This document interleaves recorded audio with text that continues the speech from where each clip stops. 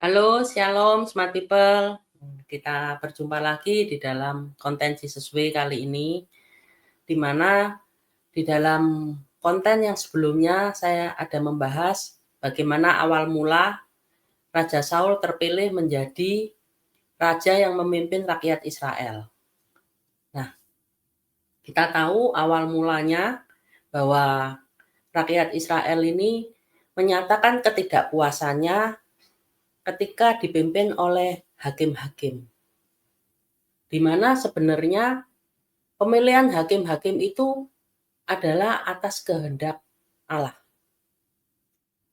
Nah, tetapi mereka merasa bahwa hakim yang memerintah saat itu tidak kompeten. Jadi mereka tidak layak gitu loh untuk memimpin mereka. Mereka tidak mempunyai kemampuan yang handal gitu. Sehingga rakyat Israel menginginkan aku dipimpin seorang raja aja lah, seperti bangsa-bangsa yang lain. Karena bangsa-bangsa yang lain ketika dipimpin seorang raja, itu mereka melihatnya itu baik adanya. Padahal jika mereka mengerti bahwa pemilihan hakim-hakim pun itu atas kehendak Tuhan, yang pastinya itu juga baik adanya. Meskipun mungkin saat itu hakim yang memerintah itu nggak benar gitu ya.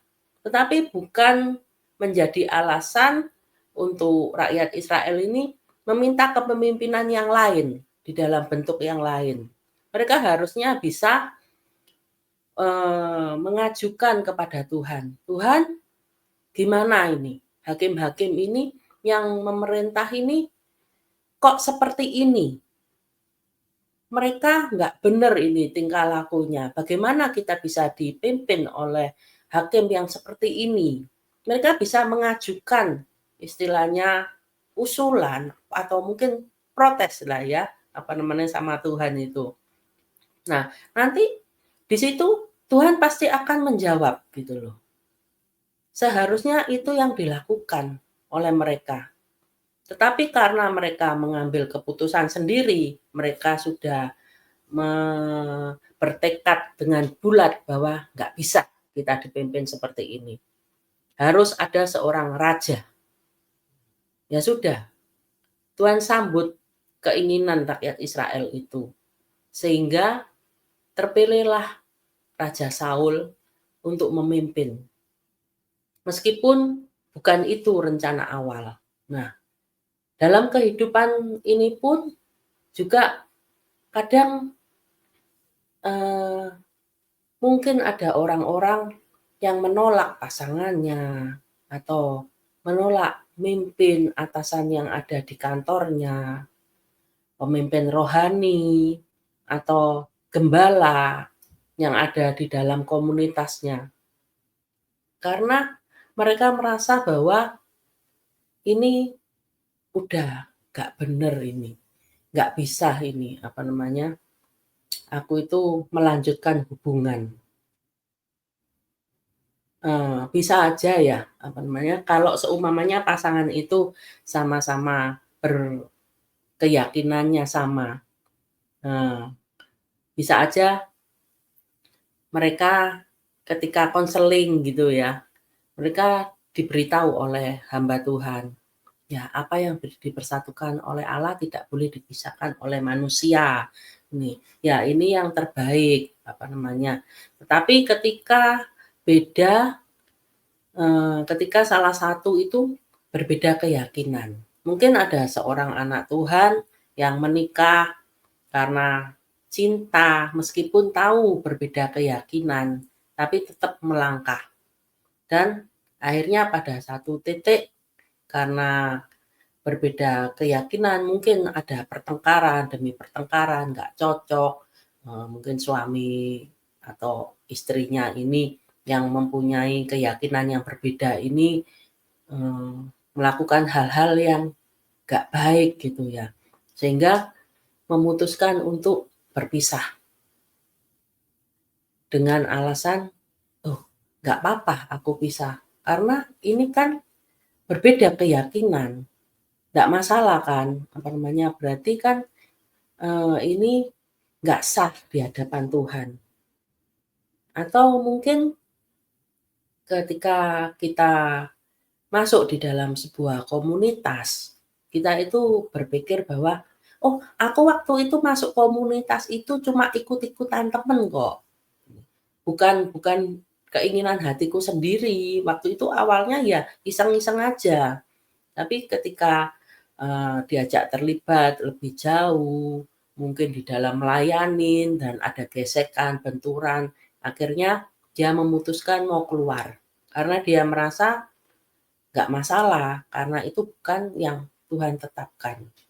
Tapi tahukah saudara bahwa apapun yang terjadi di dalam kehidupan kita, itu semuanya itu atas seizin Tuhan. Ada ya syair lagu ya, tak sehelai rambut pun jatuh tanpa seizin dari Tuhan gitu ya. Ya, jadi di sini kita ngerti gitu loh seharusnya, bahwa maupun itu hal yang baik ataupun itu hal yang buruk yang terjadi di dalam hidup kita, itu Tuhan tuh ngerti. Dan itu Tuhan izinkan terjadi karena Tuhan punya tujuan di balik semua itu. Mungkin ketika kita memiliki pasangan yang berbeda, itu ya Tuhan izinin waktu itu supaya satu titik ketika menghadapi masalah, itu kita sadar gitu loh, "Oh iya ya, ini ternyata kesalahanku karena pilihanku, seseorang yang tidak hidup di dalam Tuhan, sehingga dia mempunyai karakter-karakter yang gak baik, dia, melanggar apa yang menjadi firman Tuhan, membuat nggak damai sejahtera. Tapi Tuhan mau itu untuk kita belajar dari setiap peristiwa yang Tuhan izinkan terjadi di dalam kehidupan kita. Nah, sebagai kesaksian, ada di satu waktu seorang istri yang konseling gitu ya, dia bilang dia mengeluh tentang suaminya. Ini keyakinannya udah sama sih, sama-sama anak Tuhannya. Tapi masalahnya kehidupan suaminya itu jauh dari apa yang seharusnya dilakukan seorang anak Tuhan. Jadi nakalnya suaminya ini, misalnya sampai istrinya ini gedek-gedek gitu ya, aduh nggak ngerti mesti gimana lagi. Rumah tangganya itu, eee, selalu diiringi dengan pertengkaran demi pertengkaran. Karena ya suaminya itu ya sering nggak pulang, ya sering utang sama orang-orang, nanti istrinya ini bekerja demi melunasi hutang-hutang suaminya, sedangkan kebutuhannya itu kan setiap hari itu ya, mereka mempunyai seorang anak yang perlu untuk biaya sekolah, ada orang tua yang mesti ditanggung kehidupannya waktu itu tinggal bersama, ada juga seorang adik gitu ya, yang ikut tinggal bersama. Jadi complicated gitu ya, masalahnya itu, jadi ruwet gitu loh. Nah, tetapi si istri ini diberitahu bahwa, "Ya, kamu harus tetap bertahan, tetap, nggak boleh memutuskan untuk cerai. Doa, tetap doa." Kita juga dukung di dalam doa, kita juga istilahnya itu, eee, akan nasehatin suamimu. Tetapi serahkan semuanya itu ke dalam tangan Tuhan. Biarkan nanti Tuhan itu yang memberikan jalan keluar. Entah bagaimana, ya nggak tahu gitu loh, masih buntu apa yang akan Tuhan lakukan. Tetapi terus si istri ini didorong gitu loh. Dan bertambah hari, suaminya itu nggak bertambah baik, tetapi tambah nggak karuan-karuan. Malah ada sebuah berita gitu ya, kalau suaminya itu diduga itu nggak hanya suka dengan cewek, tetapi dia suka juga dengan cowok, AC/DC gitu ya, mateng. Wah, gimana itu kalau masalahnya seperti itu? Nah, kalau, eee, saya pun ditanya, "Gimana kalau ngadepin situasi seperti itu?" Ya, ruwet juga, pusing gitu ya, gimana mesti ngadepinnya, apa namanya. Tetapi satu hal, yang saya tahu semuanya itu tidak pernah lepas dari pandangan Tuhan. Ya, mungkin si istri ini dulunya sudah diperingatkan oleh Tuhan ketika akan menikah gitu ya, jangan pilih pasangan ini. Tapi karena cinta gitu ya, sering ya kita itu cinta itu katanya buta gitu ya. Jadi setiap kelemahan pasangan itu kita itu nggak nggak istilahnya itu tidak mau melihat gitu loh, seperti tertutup mata kita itu. Nah, itu pun juga, pernah saya alamin juga kalau ketika pacaran, wah rasanya indah meskipun kadang diiringi oleh pertengkaran demi pertengkaran gitu ya. Mmm, Kalau saya dulu sih sama suami ketika pacaran tuh biasanya gara-gara cemburu gini. Suami saya itu cemburuan, jadi dikit gitu kalau dilihat nanti, saya kayak nyapa temen cowok atau gimana, itu nanti itu jadi ribut, jadi panjang gitu ya. Tapi ya karena cinta, ya udah bertahan, meskipun kadang tuh, ih gemes, apa namanya, sampai saya tuh pernah bilang gini, "Masa aku ini kecantikan toh, kok sampai sebegitunya?" Gitu ya. Tapi satu sisi juga, apa namanya, ya bangga juga ya, maksudnya punya pacar yang sangat sayang gitu ya, sampai takut gitu kehilangan saya gitu. Oke. Nah, kembali lagi dengan istri tadi, nah dia di dalam ketidakberdayaannya, di dalam kekalutan pikirannya, dia tetap bertahan di dalam masalahnya. Dia tetap berusaha menyerahkan, meminta pertolongan terus-menerus dari Tuhan. Gimana? Saya percaya dia bergumul tentang ini. Karena saya, eee, lihat ceritanya, ending ceritanya, suaminya ini sudah diberikan kesempatan oleh Tuhan. Ada sebuah komunitas yang berusaha di mana hamba-hamba Tuhannya itu berusaha membimbing untuk si suami ini kembali ke jalan yang benar, menjadi suami yang baik, tapi dia tetap di dalam kenakalannya. Dia tetap tidak mau bertobat. Sehingga akhir cerita dia sakit dan dipanggil pulang oleh Tuhan. Saya tidak tahu apakah dia sudah sempat bertobat sebelum dia meninggal. Eee, tetapi di sini yang mau saya katakan bahwa pada akhirnya ketika kita mempunyai masalah, apapun masalah itu, meskipun kita tidak bisa melihat ending-nya, kita tidak bisa melihat jalan keluar apa yang akan dilakukan oleh Tuhan, yang akan diberikan oleh Tuhan. Tetapi semua itu pasti baik adanya. Ya, tapi yang punya pasangan, yang pasangannya itu nakal atau gimana, jangan mendoakan suaminya atau istrinya dipanggil pulang ya. Biar itu menjadi urusan Tuhan. Tuhan lebih ngerti gimana caranya menangani setiap perkara kita. Tetapi di dalam masalah ini, yaitu cara Tuhan membebaskan, cara Tuhan menolong si istri ini. Ketika kesempatan itu tidak dimanfaatkan dengan baik oleh si suami. Ya, akhirnya selesailah dia.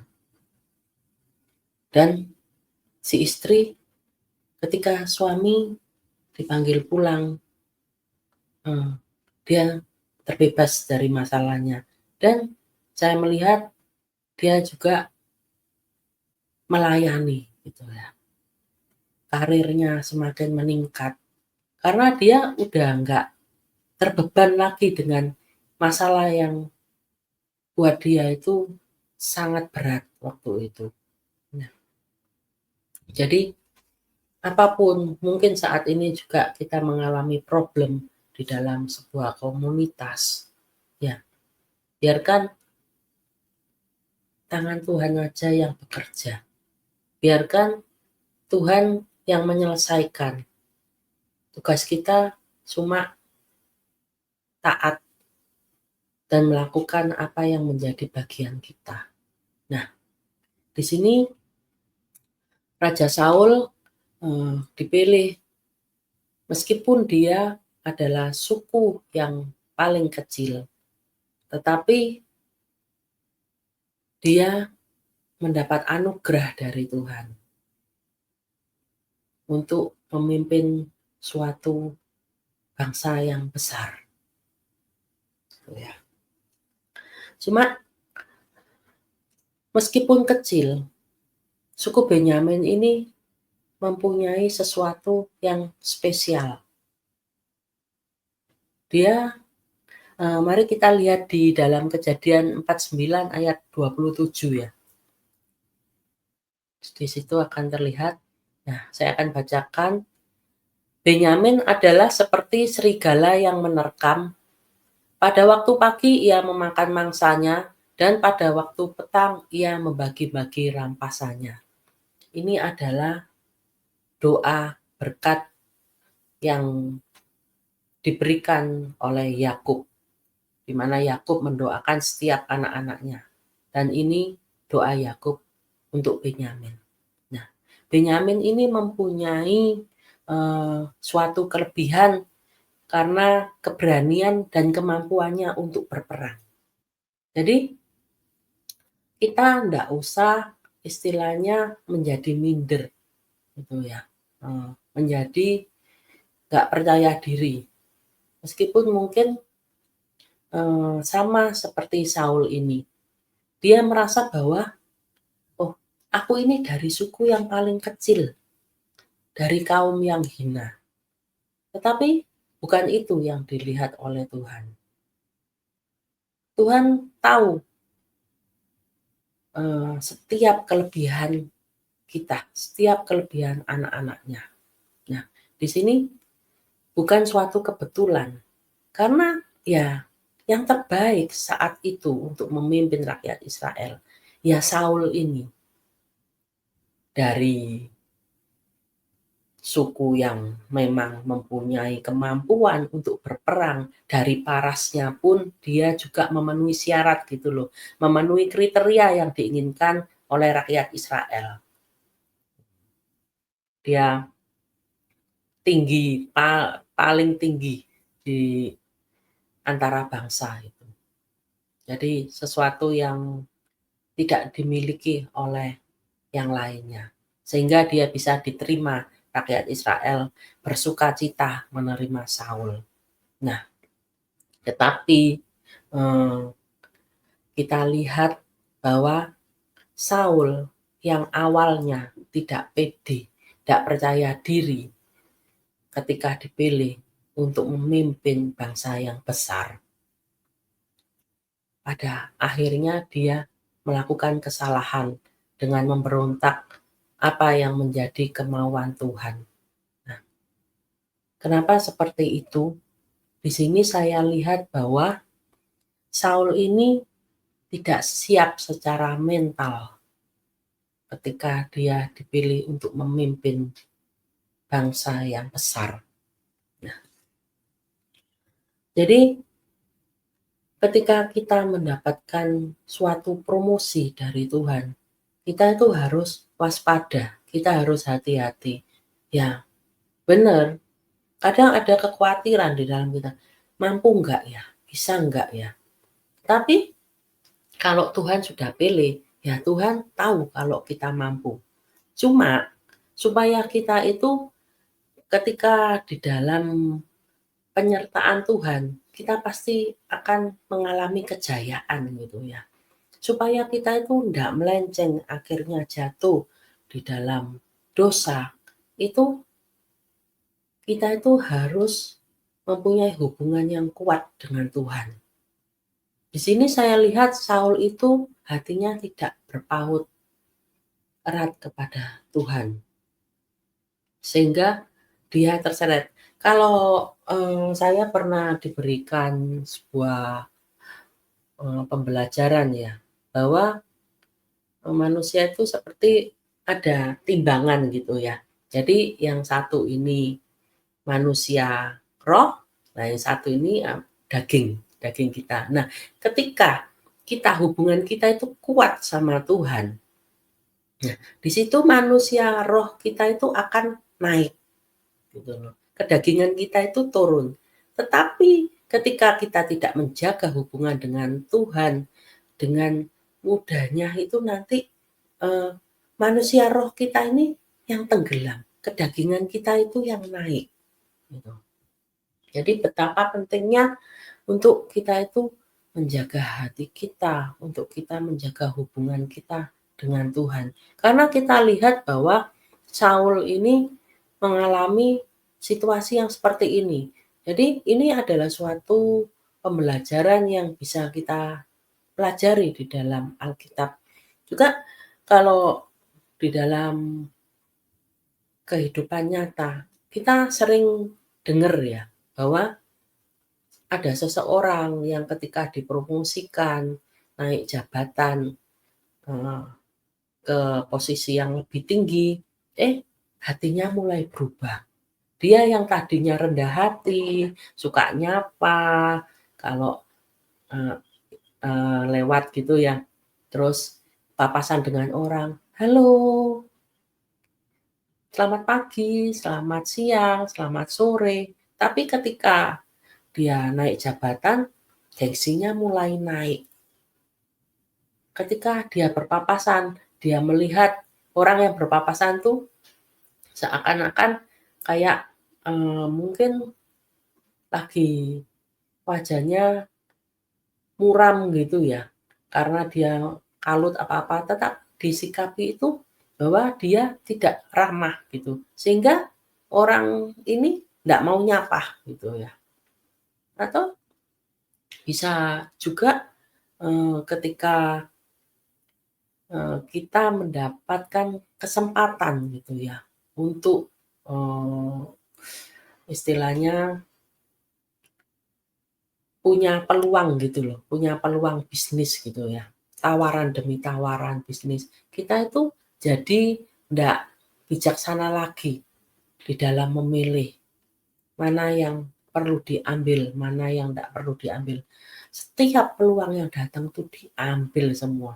Jadi misal ya, kita jualan baju gitu ya, banyak pesanan gitu, ya udah dikejar terus, apa namanya, mumpung ya, biasanya itu orang-orang itu ngomongnya gitu, mumpung ada kesempatan, mumpung berkat itu datang.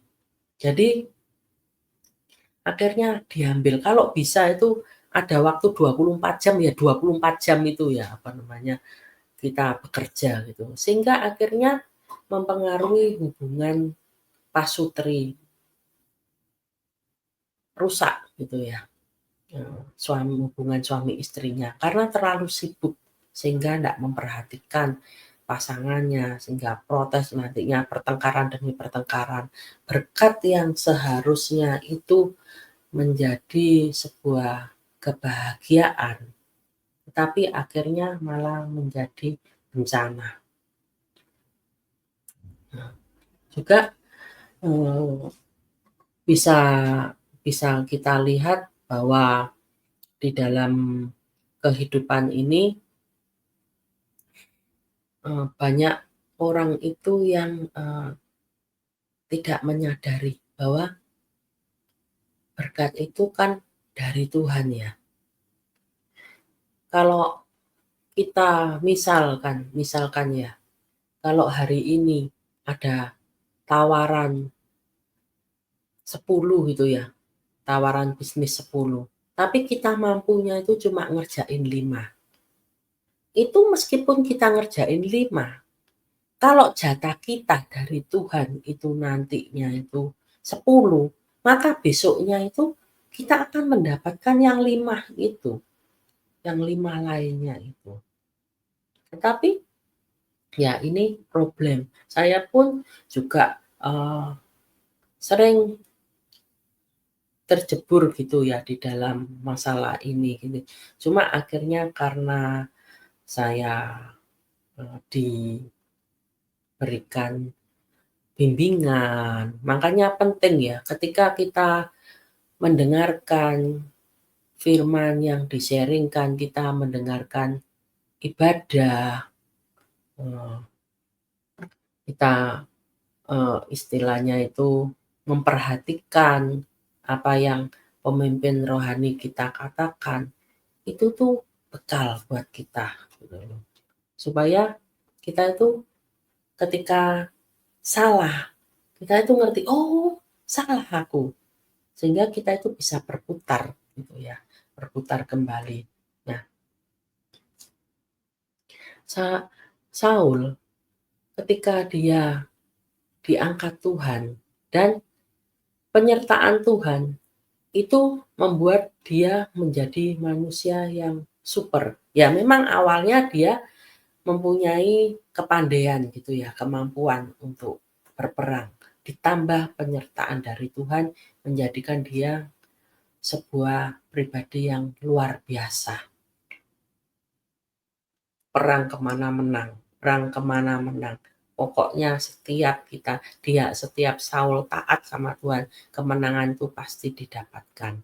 Nah, di sini dia itu berubah gitu ya, menjadi mengandalkan kekuatannya sendiri, membuat dia merasa bahwa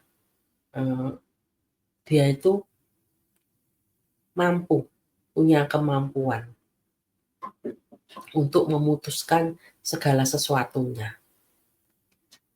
Ketika diperhadapkan pada suatu pilihan, kalau di situ saya lihat bahwa awal pertamanya Saul itu menolak apa yang Tuhan perintahkan ketika Nabi Samuel ya waktu itu ngomong sama Saul, "Tunggu aku ya, 7 hari lagi aku akan datang, aku yang akan mempersembahkan korban." Tapi ketika dilihat oleh Saul, Samuel ini tidak kunjung datang dan rakyat itu sudah berserak-serak meninggalkan Saul. Sedangkan musuh ini akan datang menyerang gitu ya. Di dalam kepanikannya, Saul tidak datang sama Tuhan, tetapi dia mengambil posisi yang bukan menjadi miliknya untuk mempersembahkan korban. Kita tidak bisa serakah dengan mengambil posisi yang bukan ditentukan untuk kita. Kemampuan kita itu terbatas gitu ya. Memang ada orang yang memiliki ya talenta lebih dari satu, tapi tidak bisa menguasai seluruhnya gitu loh. Tuhan sudah atur. Dan untuk jabatan yang mempersembahkan jabatan imam, yang mempersembahkan korban, itu yang dipilih Tuhan itu Samuel. Tapi karena dia merasa, aku ini seorang raja, aku pantas mempersembahkan korban. Kan posisinya seperti ini. Nah, tetapi dia di dalam kesalahannya ketika ditegur oleh Nabi Samuel tidak membuat dia berubah, akhirnya dia melakukan kesalahan yang sama gitu ya, ketika disuruh menumpas suatu bangsa. Nah, karena berulang-ulang, jadi orang yang diberi lebih itu dituntut lebih. Nah, posisi Saul sebagai raja ini adalah posisi yang penting. Ketika dia melakukan suatu kesalahan yang sama, di mana dia tidak mau berubah, akhirnya membuat dia itu ditolak Tuhan sebagai raja. Nah, ketika penolakan dari Tuhan itu akan menyebabkan adanya konsekuensi, yaitu Saul ditinggalkan oleh Roh Allah. Nah, di sini mungkin kita bisa lihat di dalam 1 Samuel 16 ayat 14 sampai 16. Tetapi roh Tuhan telah mundur daripada Saul, dan sekarang ia diganggu oleh roh jahat yang daripada Tuhan. Lalu berkatalah hamba-hamba Saul kepadanya, ketahuilah roh jahat yang daripada Allah mengganggu engkau. Baiklah tuanku menitahkan hamba-hambamu yang di depanmu ini mencari seorang yang pandai main kecapi.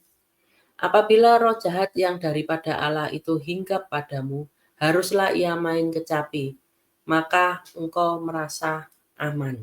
Nah, di sini kita lihat konsekuensi dari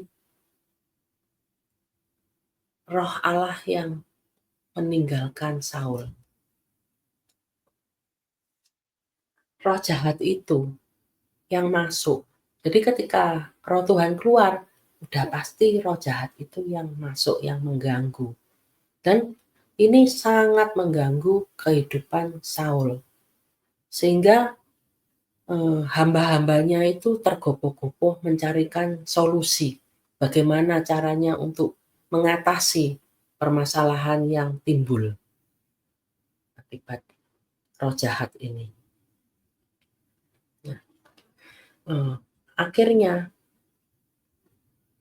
dilakukanlah pemilihan seseorang yang pandai bermain kecapi, yaitu Raja Daud ya. Sehingga ketika Raja Daud bermain kecapi, Saul itu langsung merasa nyaman. Tapi apapun yang dilakukan oleh manusia itu sifatnya hanya sementara. Jadi hanya ketika seseorang memainkan kecapi, disitulah Daud merasa nyaman. Tetapi itu tidak membuat roh jahat itu keluar meninggalkan Saul selama-lamanya. Ada saatnya dia akan kembali lagi. Jadi di sini kita lihat bahwa betapa pentingnya hidup kita ini dipimpin oleh roh Allah.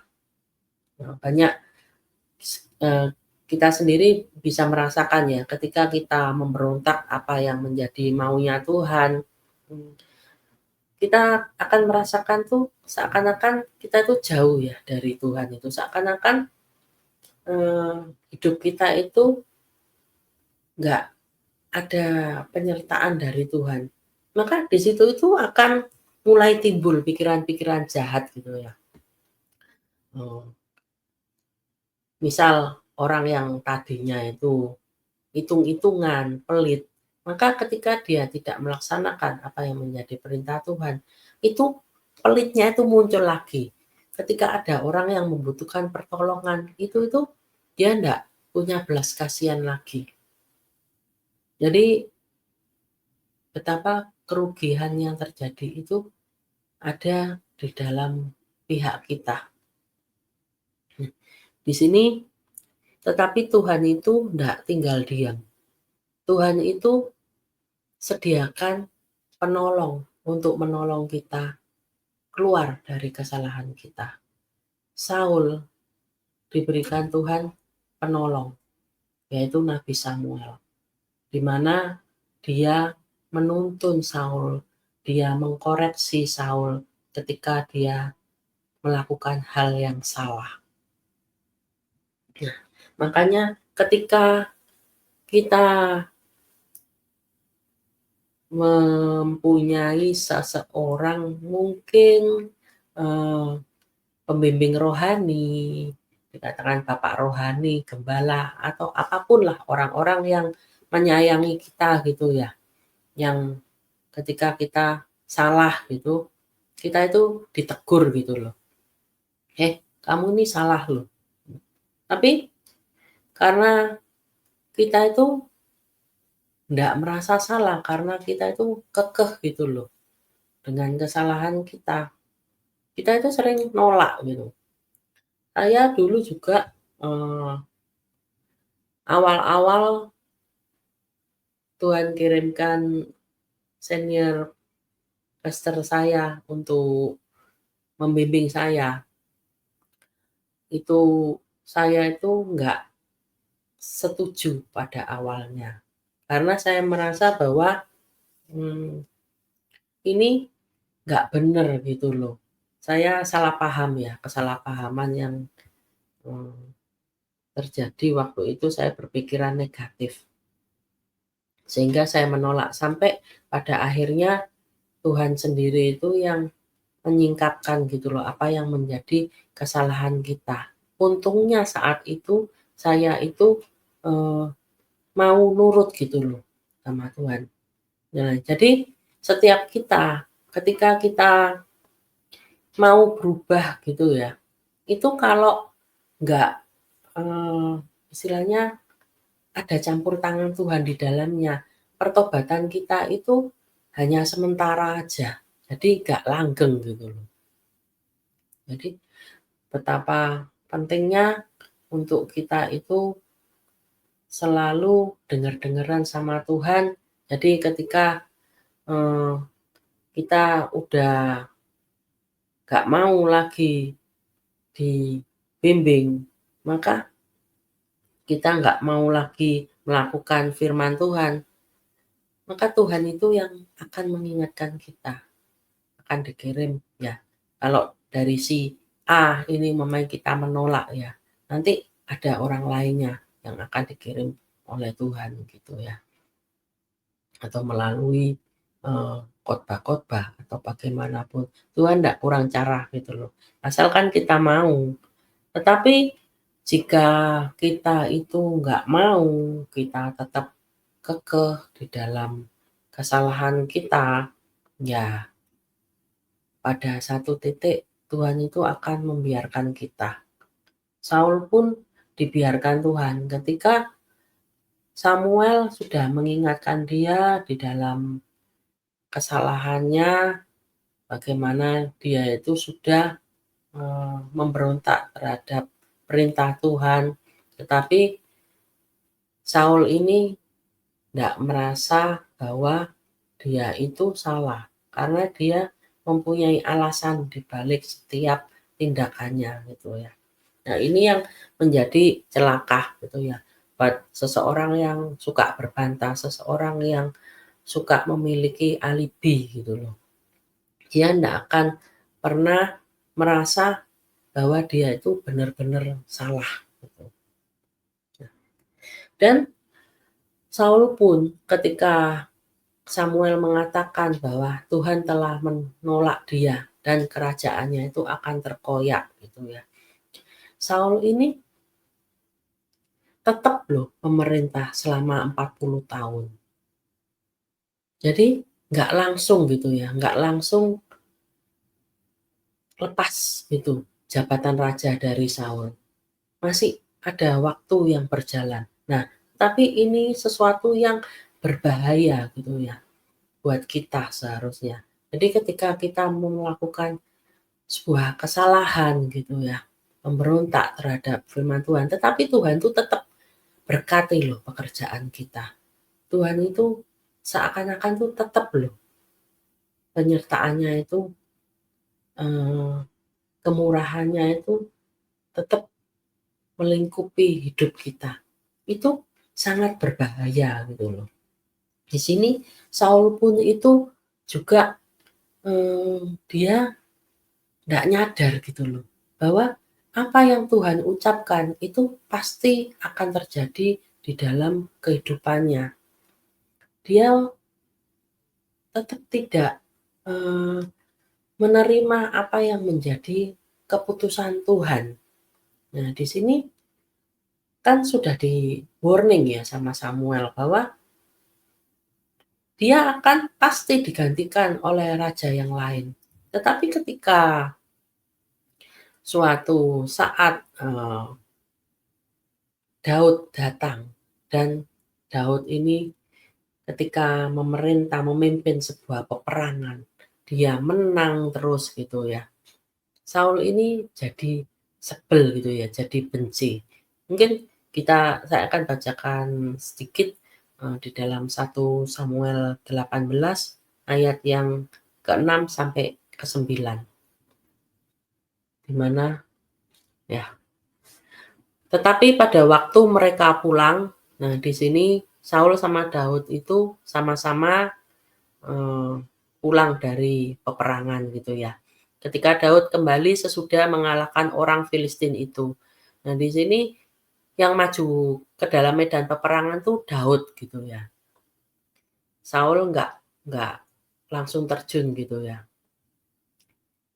Keluarlah orang-orang perempuan dari segala kota Israel menyongsong Raja Saul sambil menyanyi dan menari-nari dengan memukul rebana, dengan bersukacita dan dengan membunyikan gerincing. Dan perempuan yang menari-nari itu menyanyi berbalas-balasan katanya, Saul mengalahkan beribu-ribu musuh, tapi Daud berlaksa-laksa. Lalu bangkitlah amarah Saul dengan sangat, dan perkataan itu menyebalkan hatinya. Sebab pikirnya, kepada Daud diperhitungkan mereka berlaksa-laksa, tetapi kepadaku diperhitungkannya beribu-ribu. Akhir-akhirnya jabatan raja itu pun jatuh kepadanya. Nah, di sini terlihat bahwa Saul itu tidak menerima keputusan Tuhan. Padahal sudah dikatakan ya, bahwa kedudukannya sebagai seorang raja itu akan pasti digantikan oleh orang lain, oleh karena ketidaktaatan Saul itu. Tetapi dia tetap tidak rela gitu ya. Dia tetap tidak mau menyerahkan jabatannya, tidak menerima keputusan Tuhan. Sehingga akhirnya ketika Tuhan kirimkan seseorang yang jauh lebih hebat, gitu ya, dia hatinya itu menjadi panas, gitu ya, dan dia mulai membenci. Dan kita tahu bahwa ketika kita ditinggalkan oleh Roh Tuhan itu menjadi semakin jahat. Nah, di sini Saul ketika dia diganggu oleh Roh Tuhan terus otomatis kedagingannya itu juga muncul ya, juga timbul ya. Di mana dia beberapa kali karena ketidaksenangannya dengan Daud, beberapa kali dia juga berusaha untuk membunuh Daud. Bahkan ketika ada suatu pertemuan, Daud ini nggak datang karena Daud ini takut ya dibunuh oleh Saul. Nah, Daud ini dilindungi oleh Yonatan. Waktu Saul bertanya, loh kok di mana Daud? Kok dia itu nggak datang gitu ya. Nah, dikatakan kepada Saul, Yonatan ini ngomong gini, oh ya dia minta izin sama aku untuk nggak datang. Nah, di situ kemarahan Saul ini bisa meluap. Dia itu bisa melemparkan tombaknya untuk membunuh Yonatan. Kita lihat bahwa semakin jahat seorang ayah, apalagi kalau dia mempunyai seorang anak laki-laki, itu menjadi kebanggaannya ya. Tetapi terlihat di sini bahwa Saul ini kebenciannya yang terlalu tinggi kepada Daud membuat dia itu juga tidak terkontrol dengan mau membunuh darah dagingnya sendiri. Nah, untungnya Yonatan ini tangkas sehingga dia nggak terbunuh di sini. Nah, Jadi berkaca dengan apa yang menjadi kisah Saul ini, kita bisa mempelajari, yuk ketika kita menghadapi sebuah situasi pilihan yang sulit. Saya pun juga di dalam bekerja itu juga ada saat-saat menghadapi suatu pilihan yang sulit. Jadi ketika ada suatu keputusan yang harus saya ambil, sedangkan saya tuh gak ngerti gitu loh, keputusan yang mana yang harus saya ambil. Saya nanya sama Tuhan, Tuhan yang mana Tuhan? Kan takut salah ya. Kalau kita dibimbing oleh Tuhan tuh kan semuanya itu akan menjadi baik. Kalaupun ada masalah, ya Tuhan itu akan kasih solusinya gitu loh untuk mengatasinya. Nah di sini saya itu kepingin gitu loh, istilahnya itu pekerjaan saya itu dibimbing oleh Tuhan. Tetapi ketika satu titik saya tidak mendapat jawaban dari Tuhan, padahal situasinya itu kelihatan urgent gitu ya, sangat penting. Nah itu membuat saya itu beberapa kali mengambil keputusan yang salah, yang pada akhirnya itu justru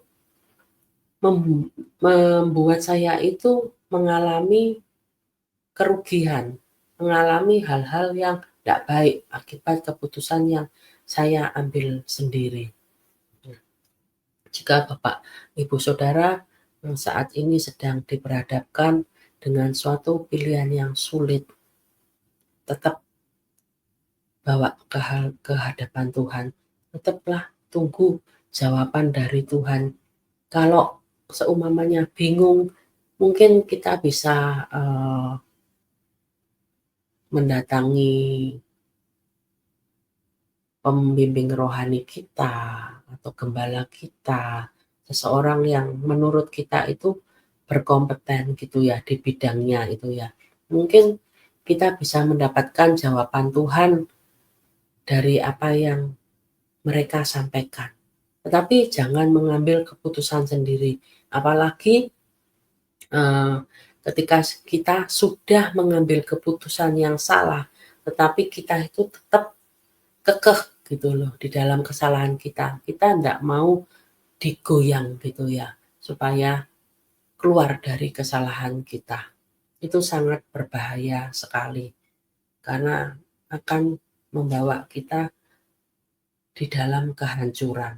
Hidup kita itu akan dibuat nggak nyaman lagi gitu ya. Nggak ada lagi penyertaan Tuhan di dalam hidup kita. Meskipun mungkin ya kelihatannya kehidupan kita itu masih berjalan, semuanya itu masih berjalan dengan lancar. Oh, bisnis diberkati, keluarga kelihatannya baik-baik saja. Nah, kita lihat bahwa kita pernah mendengarkan sebuah cerita gitu ya, atau kita sendiri mendengarkan sebuah kesaksian. Ada hamba-hamba Tuhan yang pada awalnya dipimpin oleh Tuhan, tapi ketika menjadi besar, dia mulai melenceng dari apa yang seharusnya, membuat dia itu mengalami kehancuran di dalam rumah tangganya, anak-anaknya menjadi memberontak, bahkan ada yang diusir sendiri dari gerejanya yang telah dibangunnya dengan bercucuran air mata, dengan istilahnya itu benar-benar bersandar sama Tuhan. Tapi karena dia tidak melekat, nah ini sesuatu PR buat kita, untuk kita itu terus belajar berjuang. Kalau saya lihat bahwa sebenarnya apa yang diberitakan itu intinya itu sama. Jadi misal kalau pasangan suami istri gitu ya, kalau mau rumah tangganya berjalan dengan harmonis, dengan baik, ya kalau istri tugasnya itu ya tunduk sama suami. itu yang dilakukan. Kalau suami ya menghargai istri, mengasihi istri seperti dia mengasihi dirinya sendiri. Dan ini pun sudah banyak diberitakan oleh banyak hamba-hamba Tuhan dengan berbagai versi gitu ya, dengan berbagai cerita yang menyertainya. Tapi intinya itu sama. Dan kalau istilahnya dalam hal yang lain,